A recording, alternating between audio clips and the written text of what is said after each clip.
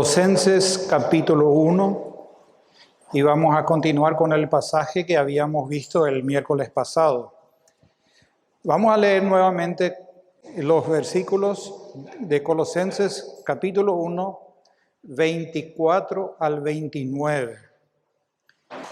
Y dice así: Ahora me gozo en lo que padezco por vosotros, y cumplo en mi carne lo que falta de las aflicciones de Cristo por su cuerpo, que es la iglesia, de la cual fui hecho ministro, según la administración de Dios que me fue dada para con vosotros, para que anuncie cumplidamente la palabra de Dios, el misterio que había estado oculto desde los siglos y edades, pero que ahora ha sido manifiesto a sus santos, a quienes Dios quiso dar a conocer las riquezas de la gloria de este misterio entre los gentiles, que es Cristo en vosotros, la esperanza de gloria, a quien anunciamos, amonestando a todo hombre y enseñando a todo hombre en toda sabiduría, a fin de presentar perfecto en Cristo Jesús a todo hombre, para lo cual también trabajo, luchando según la potencia de Él, la cual actúa poderosamente en mí. Dijimos que este pasaje nos da una visión correcta del ministerio bíblico, que en este pasaje Pablo claramente nos comunica o podemos distinguir 8 aspectos que todos deberíamos tener en cuenta para el ministerio que realizamos en la iglesia. Y que los 8 aspectos son los siguientes. En primer lugar, estar consciente de que todo ministerio genuino se origina en Dios. Segundo, ese ministerio produce gozo. Pero en tercer lugar, conlleva sufrimiento por el nombre de Cristo. Cuarto lugar, el ministerio se ciñe estrictamente a la palabra de Dios. Quinto, el ministerio se centra en el Evangelio. El ministerio consiste en anunciar, enseñar y amonestar. La meta de todo ministerio es la santificación de los creyentes. Y en último lugar, es Dios el que capacita a cada uno para llevar adelante cada ministerio. Vimos que el ministerio bíblico puede ser un poco diferente a lo que cada uno entiende bajo ministerio. Y que el ministerio no se resume solamente a ciertas actividades que realizamos en las diferentes reuniones de la iglesia cuando estamos todos juntos acá, sino que el verdadero ministerio consiste en utilizar los dones que Dios nos dio en el momento en que fuimos salvos para bendecir a otros. Por lo tanto, todo ministerio genuino se origina en Dios y procede de Él. Él utiliza a los creyentes, a sus hijos, para administrar sus asuntos, para administrar su multiforme gracia aquí en la tierra. Y como administradores suyos, o como dice en otra parte, embajadores suyos, somos responsables delante de Él y cada creyente rendirá cuentas ante su trono de manera individual. Hasta ahí perfecto. Hasta ahí todo suena demasiado lindo. Pues ¿quién no quisiera ser ministro de Dios Todopoderoso, ser su administrador? Tremendo privilegio. Pero la mayoría no considera que ese ministerio conlleva sufrimiento por el nombre de Cristo. Y es ahí donde a veces cambian las cosas. Pero así como vimos el miércoles pasado, es necesario ese sufrimiento. Es inclusive esencial porque al final, a la postre, el sufrimiento confirma a los verdaderos creyentes o nos muestra quiénes son los verdaderos creyentes, ya que aquellos que en realidad no son creyentes solo buscan beneficiarse mediante la iglesia, no están dispuestos a sufrir por Cristo. Ahora, tampoco tenemos que confundir ese sufrimiento del cual estamos hablando con aquellos sufrimientos que son a causa de nuestra desobediencia. De ninguna manera. Pablo se refiere a los sufrimientos que padecemos por obedecer la palabra de Dios. A veces se le pregunta a alguien qué tal te va y aquí en la lucha, pero está luchando con las consecuencias de su pecado. No está luchando para mantenerse fiel a pesar de las circunstancias por las cuales está atravesando. Dice en el versículo 24, y cumplo en mi carne. Pablo dice, cumplo en mi carne. Se refiere a aquellas circunstancias que generan dolor físico. Pablo estaba en la cárcel cuando escribió esta carta. Pero cuando nosotros cumplimos en nuestra carne, se refiere a las acciones que van en contra de nuestras convicciones. ¿Por qué? Porque hoy creo que de los que estamos aquí nadie sufrió siendo azotado como Pablo por causa del Evangelio, sino cuando nosotros nos mantenemos fieles en obediencia a sus mandatos a pesar de los pesares. Pero estos sufrimientos al final producen gozo, un gozo que el mundo no puede comprender. Si nos ponemos un poquitito del otro lado, si nos ponemos del lado del mundo, del lado de los inconversos, y le miramos a los creyentes, como el mundo lo hace, como el mundo nos mira, pues también a nosotros nos van a parecer bichos raros todos esos creyentes. Me llamó la atención lo que escribió un tal Arístides, que fue apologista en el primer siglo. Pues el emperador Antonio Pío le pide a este tal Arístides que le describiera a los cristianos. ¿Por qué? Porque los romanos no los comprendían, no encajaban. Los creyentes no encajan en el mundo. Entonces, el emperador Antonio Pío le pide a este tal Arístides que le describe. Y en una de sus observaciones dice el tal Arístides: los cristianos se regocijan y dan gracias a Dios cuando uno de ellos parte de este mundo. Cuando un cristiano, él estaba observando que cuando un cristiano muere y parte de este mundo, los demás dan gracias a Dios. No encajaba. Y algo que me llamó más la atención, escribe este Arístides sobre los cristianos primitivos, los del primer siglo, y dice, cuando en una familia nace un bebé, alaban a Dios.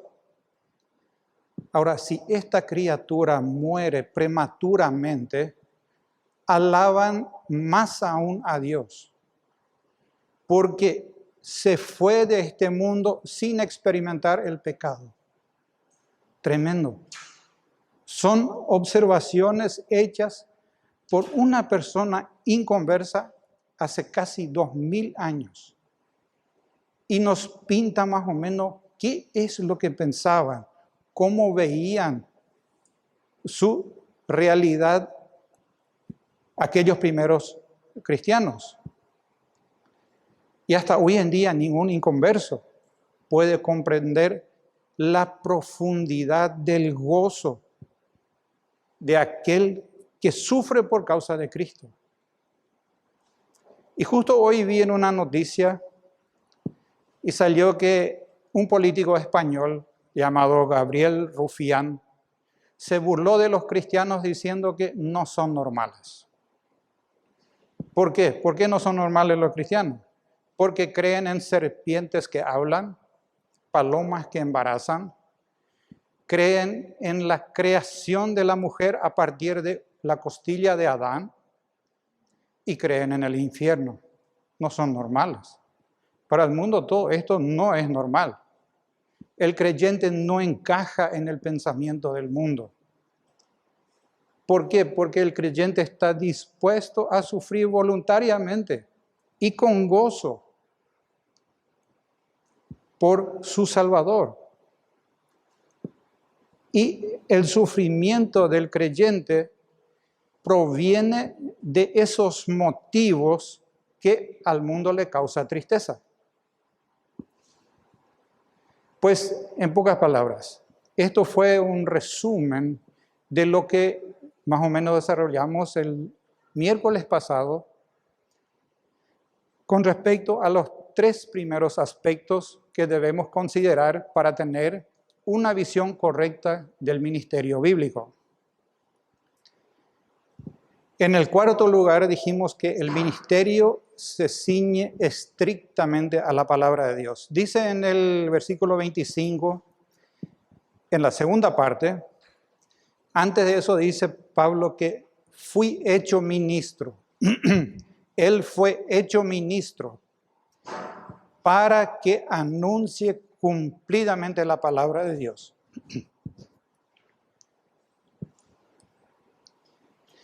Anunciar cumplidamente la palabra de Dios fue la máxima preocupación de Pablo. Lo manifestó en varias ocasiones. Él se había propuesto comunicar sola y únicamente la verdad de Dios, sin modificar, sin alterar absolutamente nada. Y cumplió.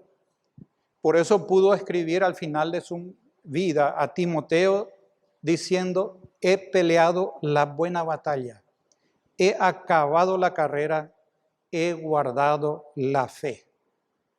Pablo no lo escribe para mandarse la parte, como solemos decir. Él escribe porque estaba gozoso de saber que había cumplido con la tarea que Dios le dio. Hoy en día muchas personas creen que deben ganar al mundo entero para Cristo. Hacen planes, ponen metas imposibles de alcanzar. Habremos escuchado frases como Paraguay para Cristo, y etcétera. Las personas hacen esfuerzos tremendos, invierten montones y montones de dinero, pero logran muy poco dentro del reino de Dios.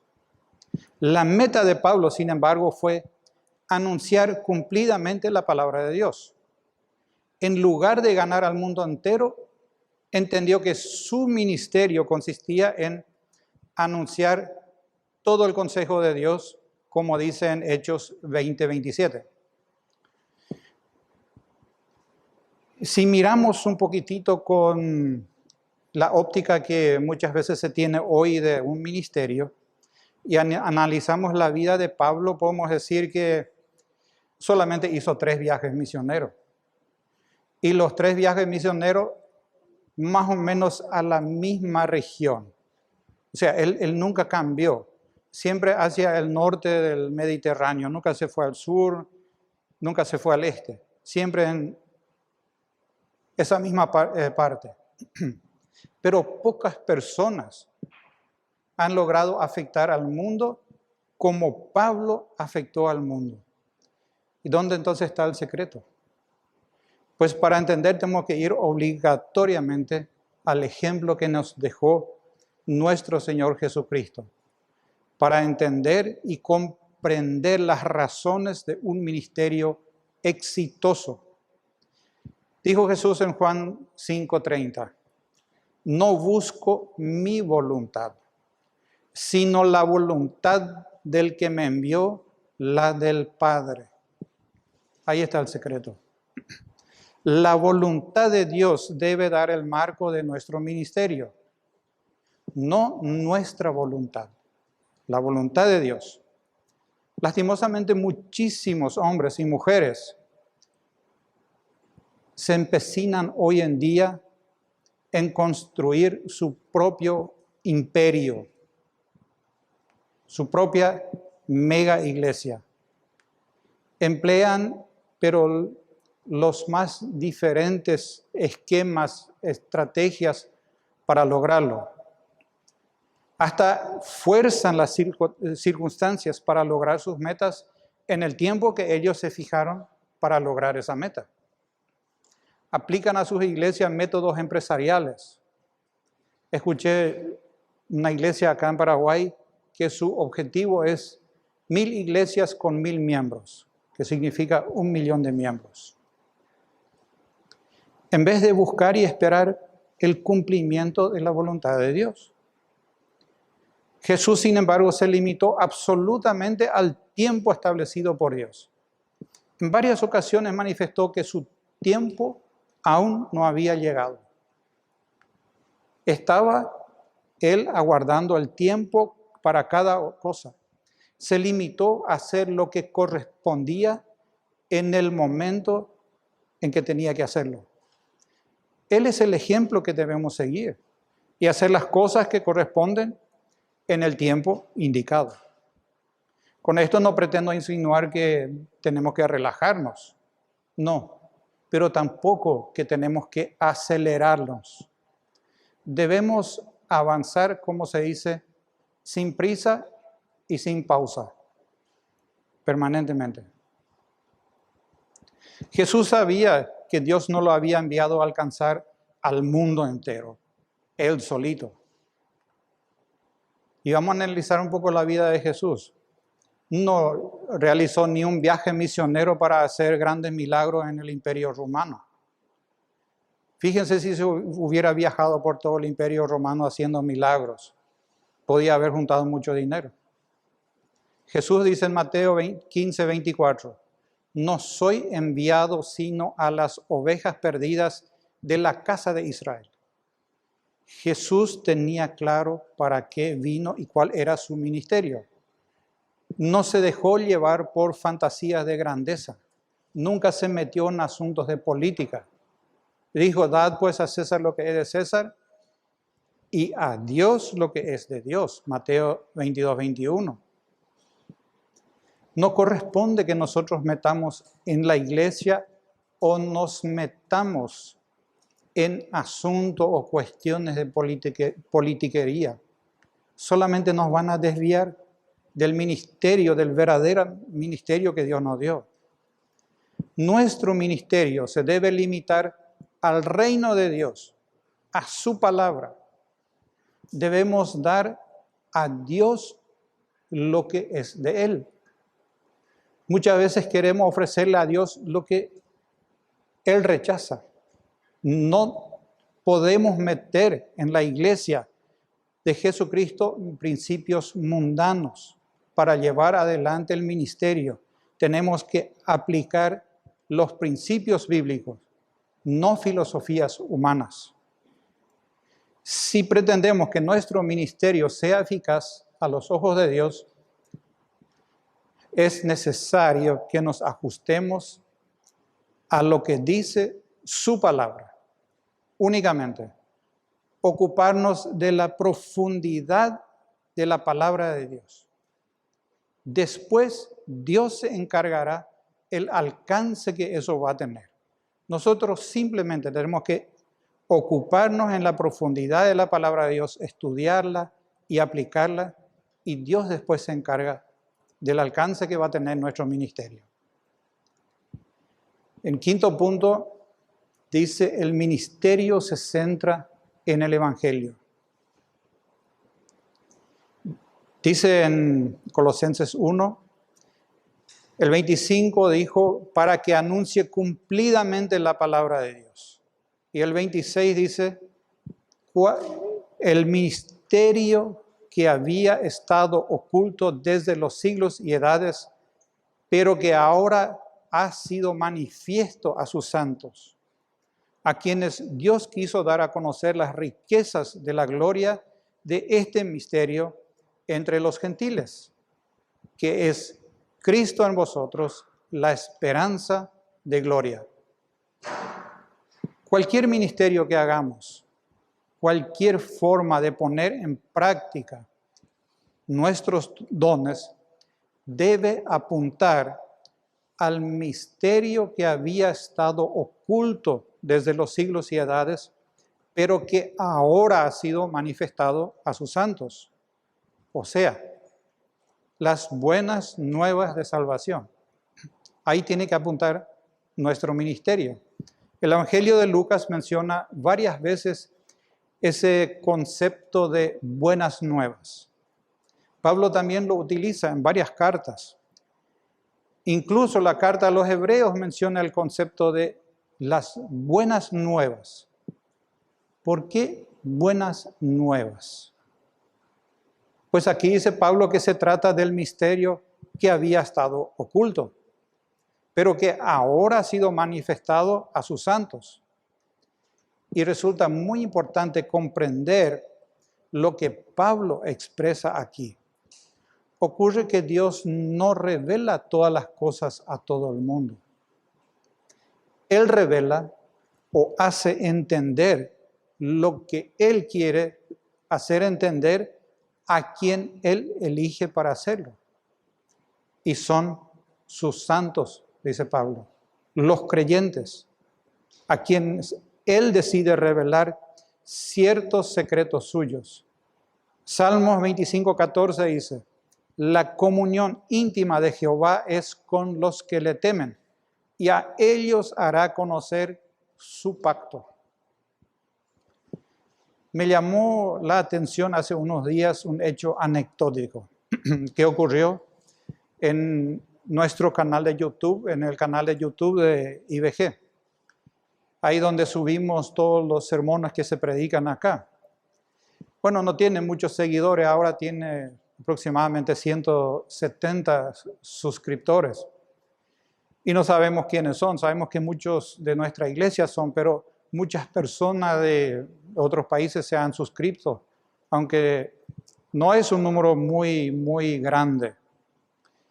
Hace 2 semanas aproximadamente, una persona que no es de acá, no conocemos, comentó los sermones de nuestro hermano Hugo Menzel, titulados Gracia versus Ley, sobre Romanos 4, del 13 al 17.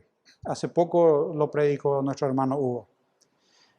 Pues este individuo se tomó bastante tiempo y escribió un comentario larguísimo, usando un montón de referencias bíblicas sobre ese sermón. Para resumir, todo su enfoque se centraba en refutar el sermón de Hugo y demostrar que Pablo estaba errado. Porque según él, en realidad las obras justifican al hombre, aplicando la lógica de que las obras justas hacen justo al hombre y por lo tanto queda justificado con obras justas. Pues con toda certeza podemos afirmar que esa persona todavía no recibió la manifestación de los misterios ocultos, de ninguna manera. Sabía muchísimo de la Biblia, pero no entendía, no comprendía las verdades que contiene la Biblia. Seguían siendo un misterio para él. La palabra que se traduce aquí como misterio no tiene nada que ver con una enseñanza oculta, algo que está escondido para el común de las personas y solamente se le revela a una élite mediante un rito especial. No. El misterio es la verdad acerca de Cristo, como dice Pablo, que nos revela el Nuevo Testamento. Estaba oculto anteriormente. Las personas, los pueblos del Antiguo Testamento, no tenían idea de lo que los creyentes experimentan y viven ahora. El hecho de que Dios mismo se encarnó, murió por los pecadores y que ahora es, como dice Pablo, Cristo en vosotros, la esperanza de gloria, que es la iglesia. Esto le era oculto y ahora ha sido revelado. Y sigue estando oculto para los inconversos, aunque hayan estudiado años en institutos teológicos, porque esas verdades no se descubren, no se aprenden mediante ningún ingenio ni estratagema humano. Es imposible. Es Dios el que tiene que revelar. Solamente está disponible para aquellos a quienes Dios quiso dar a conocer. El Antiguo Testamento ciertamente predijo y anunció la venida del Mesías, pero de que moraría en su iglesia, formada por judíos y gentiles, no, eso no se sabía. Había estado oculto desde los siglos y edades. Hermanos, esta maravillosa realidad debe ser el centro de nuestro ministerio, el centro de nuestra vida entera. Es un privilegio demasiado grande formar parte de ese reducido grupo de personas a quienes Dios da a conocer su misterio, su secreto. Sinceramente creo que generalmente no lo apreciamos de manera apropiada. No valoramos como lo hacían los primeros cristianos. No dimensionamos en su real magnitud esa esperanza de gloria que es el tema central del ministerio del Evangelio. Y consiste en anunciar, enseñar y amonestar. Dice el versículo 28, a quien anunciamos, a Cristo. Anunciamos amonestando a todo hombre, enseñando a todo hombre con toda sabiduría. Versículo 28. Anunciar a Cristo debe ser nuestro máximo anhelo. Pablo aquí nos enseña dos aspectos que implican anunciar a Cristo: amonestando y enseñando.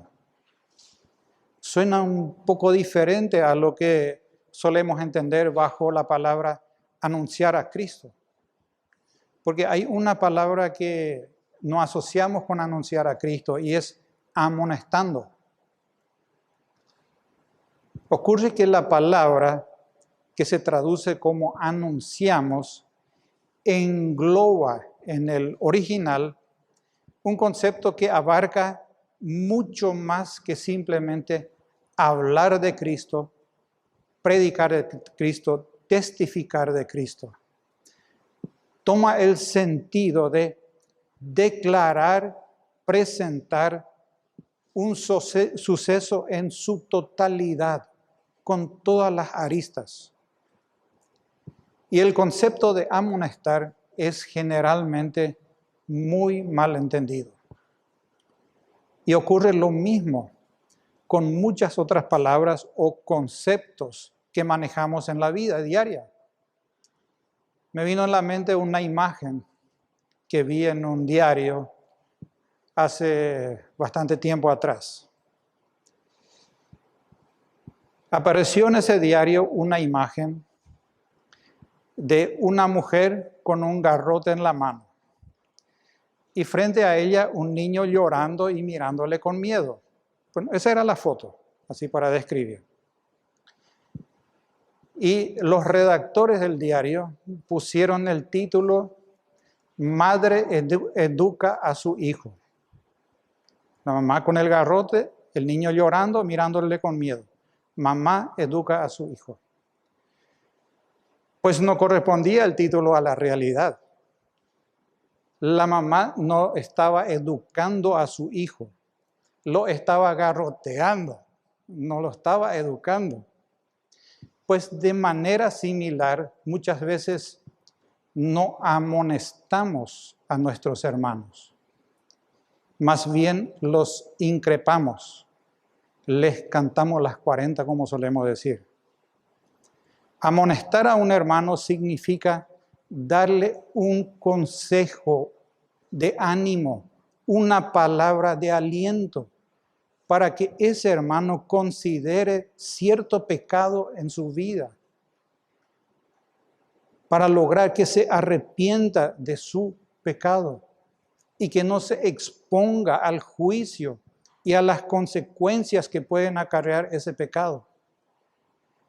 Generalmente corresponde a los líderes de la iglesia hacer eso, pero en Romanos 15, 14, Pablo dice que todos los miembros deben estar llenos de bondad, llenos de todo conocimiento, de tal manera que podáis amonestaros los unos a los otros. Para amonestar a otros, debemos estar llenos de bondad y conocimiento. No dice que tenemos que amonestar a otros como quien se impone. Tenés que hacer esto. Manda la Biblia, tenés que hacer. No dice. No dice que tenemos que estar llenos de malicia.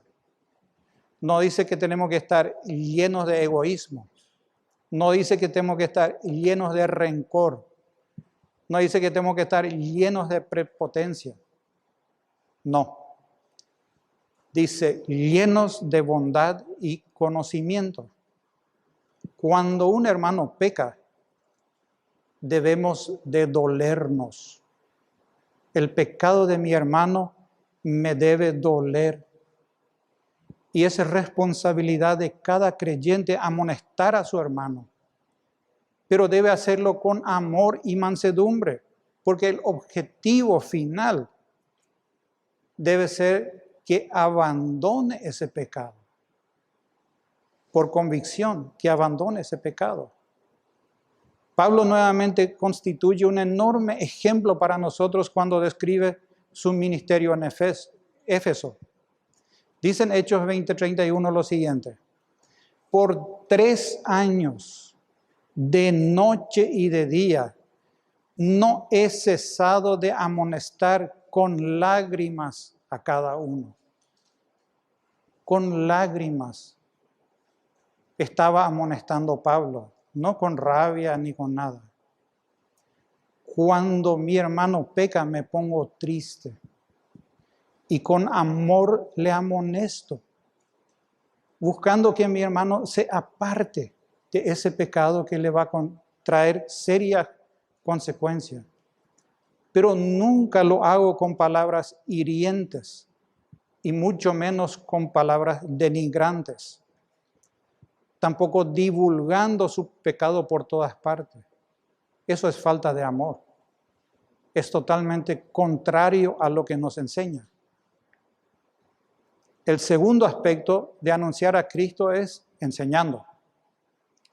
Bueno, enseñando se acerca ya bastante a lo que entendemos bajo el concepto de anunciar.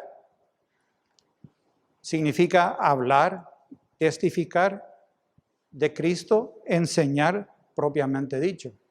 Y es responsabilidad de todos, sin tener en cuenta el don que cada uno recibió. Bueno, la responsabilidad principal siempre es de los líderes de una iglesia, pero nadie se escapa,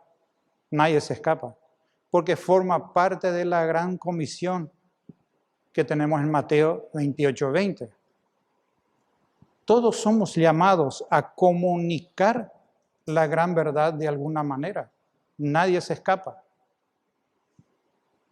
Pero ambas cosas, la amonestación y la enseñanza, siempre deben ir de la mano.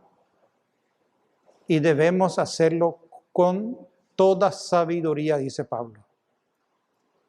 ¿Qué es sabiduría? Sabiduría significa saber discernir, comprender los principios bíblicos, vivirlo personalmente y tratar de llevar al hermano a que abandone un camino errado.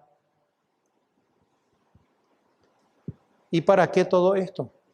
En el punto 7 dice que la meta del ministerio es la santificación de los creyentes. El versículo 28 dice, a quien anunciamos amonestando a todo hombre y enseñando a todo hombre en toda sabiduría, a fin de presentar perfecto en Cristo Jesús a todo hombre. Cuando nosotros anunciamos a Cristo, amonestando y enseñando, lo debemos hacer con las motivaciones correctas. Aquí Pablo nos da el propósito: procurar lograr la madurez espiritual de los santos. Generalmente nosotros estamos más preocupados por las ofensas que nosotros recibimos. Nos duele que nos traten mal los hermanos, nos molesta lo que dicen de nosotros, o por cómo nos miran, o porque no nos saludaron. Todo eso nos molesta. Pero tenemos la triste tendencia de ser indolentes cuando los hermanos ofenden a Dios. El verdadero propósito nuestro aquí en la tierra ya no se trata de nosotros, no se trata de mí. Estamos escondidos en Cristo, resguardados en Él. Lo único que importa es Cristo, es su gloria. Yo no importo. Y a medida que el creyente madura en la fe, va comprendiendo esa verdad.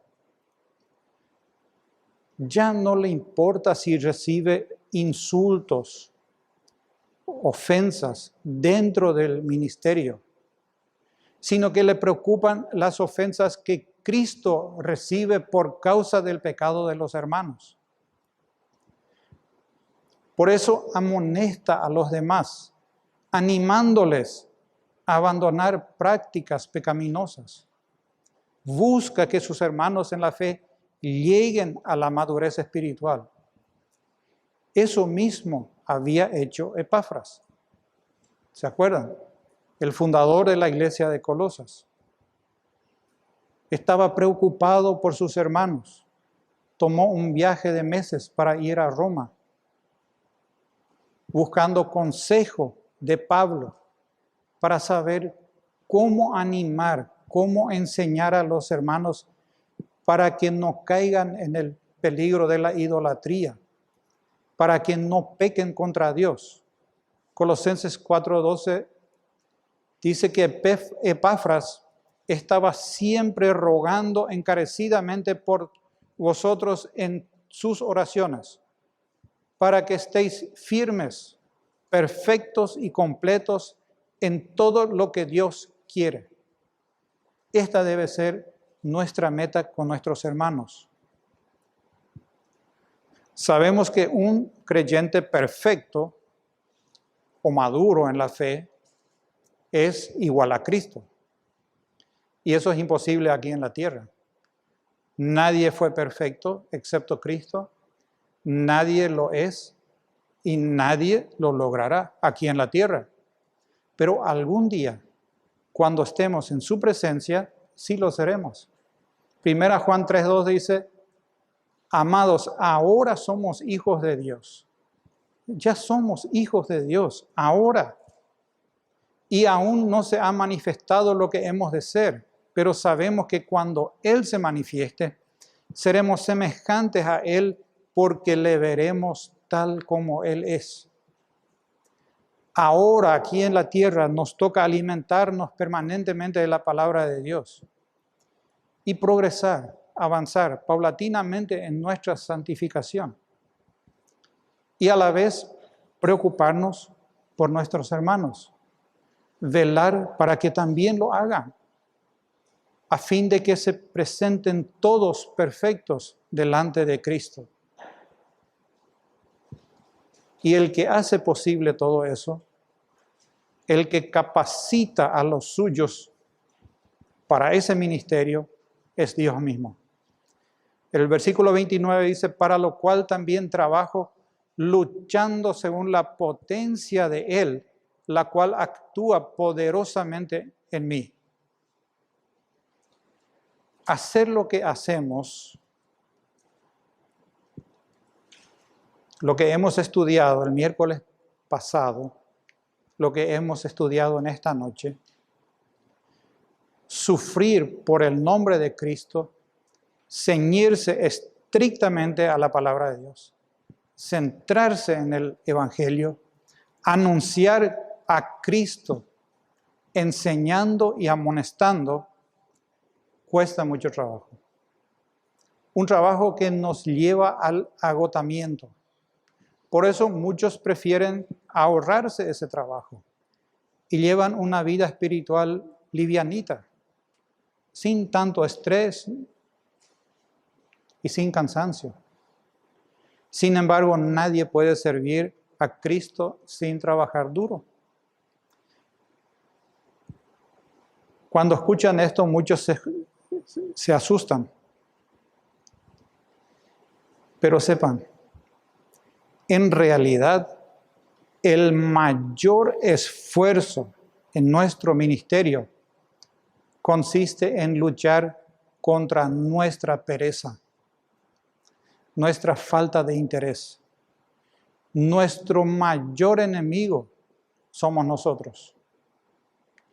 Es nuestro viejo hombre. Pablo utiliza en el original una palabra traducida como luchando. Ahí se traduce como luchando. Esa palabra es la raíz de lo que conocemos hoy como agonizar. Se puede aplicar a un atleta que compite en una carrera. Compite hasta quedar exhausto, agonizando, dice. Así como ningún atleta puede ganar una carrera sin entregar el máximo esfuerzo, sin esforzarse hasta el agotamiento, tampoco nosotros obtendremos ningún éxito en nuestro ministerio sin el esfuerzo máximo. Pero Pablo dice que su lucha es según la potencia de Él, de Cristo, la cual actúa poderosamente en mí. Nada podemos hacer sin la fuerza que Dios nos da. Y hace que esa fuerza que Él nos da actúe en nosotros. Todo lo que hagamos con nuestro esfuerzo no arroja absolutamente ningún resultado para Dios. Permanentemente nos van a desanimar las circunstancias que nos rodean, las más diversas. Nos van a desanimar los deseos carnales que todavía operan en nuestros miembros. Nos va a desanimar el cansancio físico, la fatiga. Nos va a seguir el desaliento. Por eso es tan importante tener una visión correcta del ministerio bíblico. Ese ministerio que nos fue conferido en el momento de nuestra salvación, mediante los dones que Dios nos dio y al cual le vamos a rendir cuenta. Pablo tenía la certeza absoluta de que Dios le había confiado su ministerio. Y estaba consciente que ese ministerio conllevaba sufrimiento por el nombre de Cristo. Pero se gozaba de ser tenido por digno de participar en las aflicciones de Cristo. Por eso él se ceñía estrictamente a la palabra de Dios y se centraba únicamente en el Evangelio. Anunciaba a Cristo, enseñando, amonestando a los hermanos para lograr la santificación de ellos. pero no lo hacía con sus propias fuerzas, sino con la potencia de Él, dice, la potencia de Cristo, que le capacitaba. Si nosotros pretendemos que nuestro ministerio sea aprobado por Dios, tenemos que tener seriamente en cuenta estos 8 aspectos que expone Pablo de su ministerio. Le invito a cada uno a apropiarse las palabras que escribió Pablo, así como Pablo le escribe a los filipenses en el Filipenses 4:9, dice: lo que aprendisteis y recibisteis y oísteis y visteis en mí, esto haced. Lo que aprendimos del pasaje que Pablo escribe a los colosenses a iniciativa de Epafras, pues imitemos, tengamos una visión correcta de nuestro ministerio. Vamos a orar. Padre, gracias te damos por esta noche.